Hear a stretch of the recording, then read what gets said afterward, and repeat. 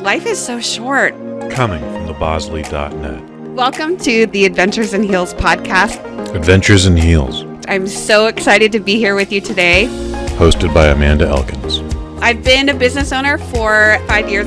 I'm going to be really vulnerable with you guys in every episode. Curated specifically for savvy women with impeccable taste who want to have it all while owning their own business at the same time. Was I ready? No. Was I scared to death? Yes. But it's the best decision I ever made. Starting January 20th, new episodes available every other Monday following. Follow your dream. Available on iTunes, Stitcher, and thebosley.net. Yeah, it's going to be fun.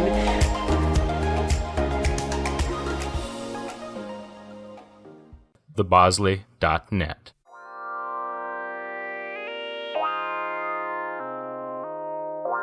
My man Junior on the motherfucking beat with some straight up heat. Kush Hay Show.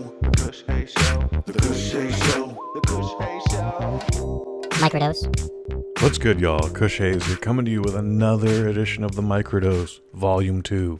In this, we're going to do a Microdose review for Bad Boys for Life. If you're a fan of the written word, a written review for this already exists currently on thebosley.net.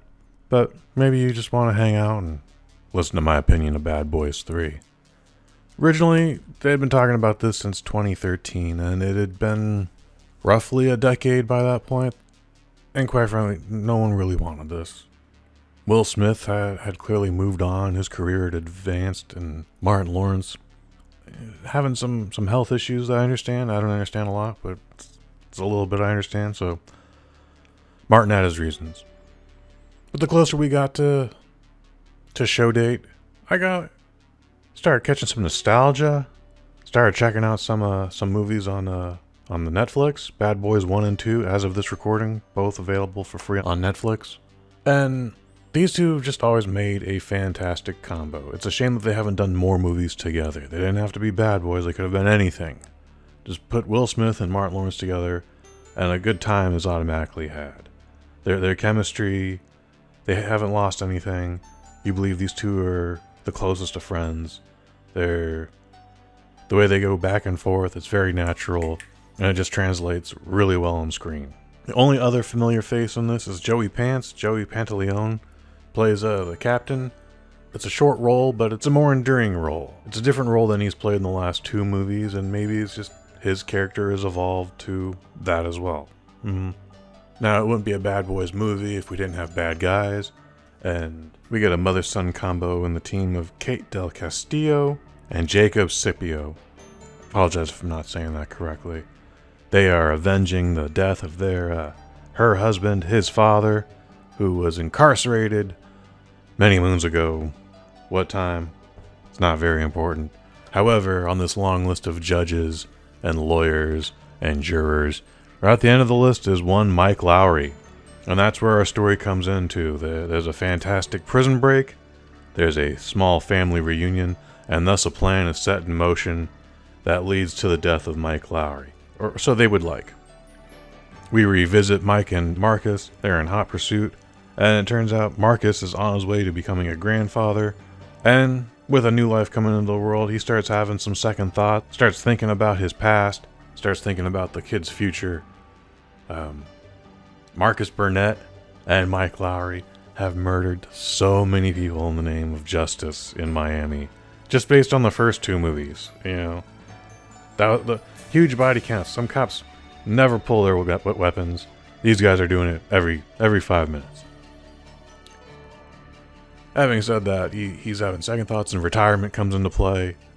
It's a kind of a theme they borrowed from the last movie, which was just a repartnering, but you know how that worked out. At one point, Mike Lowry's immortality is challenged, and now we have to bring in some heavy hitters. We have to bring in a team. It is headlined by Miss Paola Nunez. Maybe you don't recognize the name. You might recognize the face if you were a fan of the Season 2 of The Purge. She was a big part of Max Martini's arc there. She was the driving force for that season, and she does a great job. Her team, well, I think the biggest name on this is Vanessa Hudgens. I guess she was the only girl there that wasn't Miss Nunez. I don't know. Everyone else is a new face.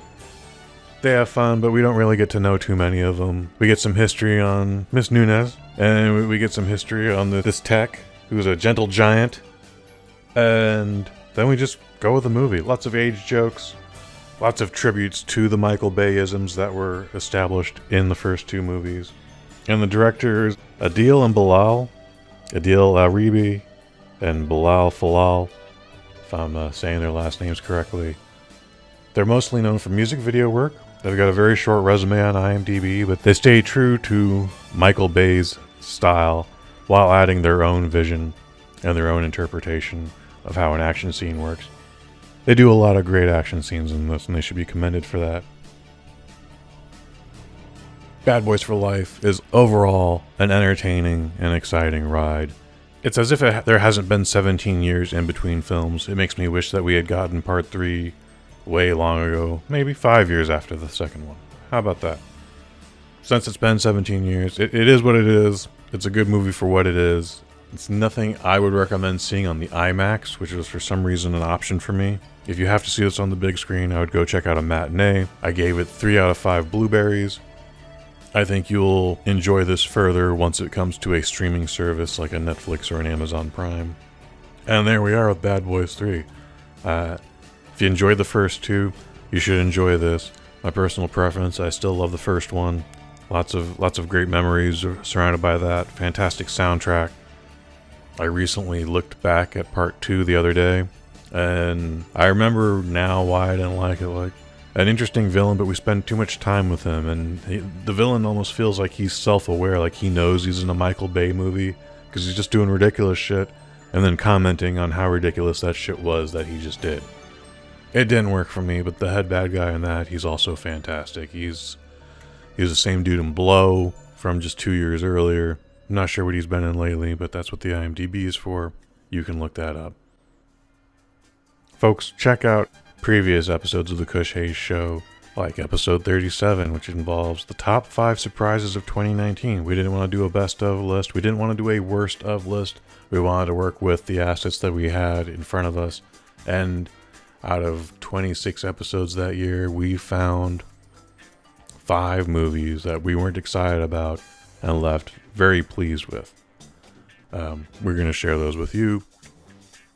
Before that, you can hear about a Bombshell.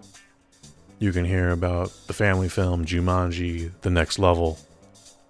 You can also hear about Academy Award nominee Ford vs. Ferrari. That seems to be a very popular episode. All episodes burn out after 90 days, so get them while they're hot. Subscribe on iTunes, Stitcher, Spotify. Speaking of streaming platforms, coming Monday, January 20th, Amanda Thomas is going to take you on Adventures in Heels. It's a show curated specifically for savvy women with impeccable taste who want to have it all while owning their own business at the same time.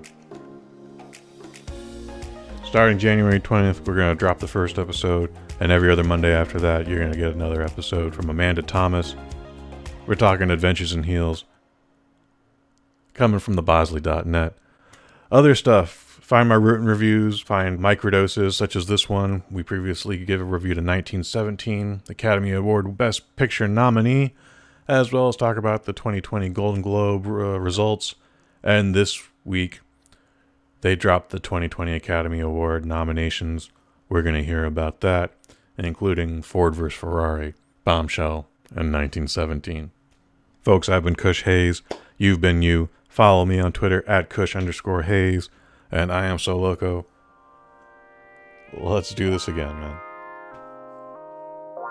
My man Junior on the motherfucking beat with some straight up heat. Kush Hayes Show. Kush Hayes Show. The Kush Hayes Show. The Kush Hayes Show. Microdose.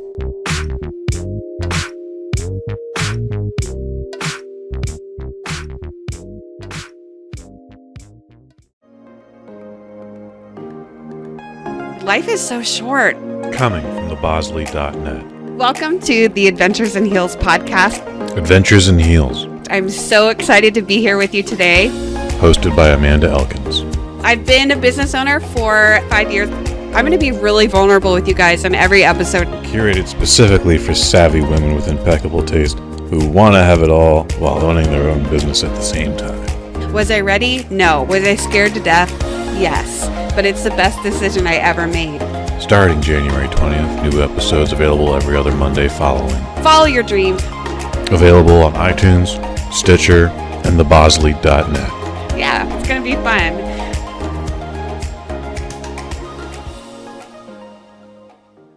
thebosley.net. Sit, Bosley, sit.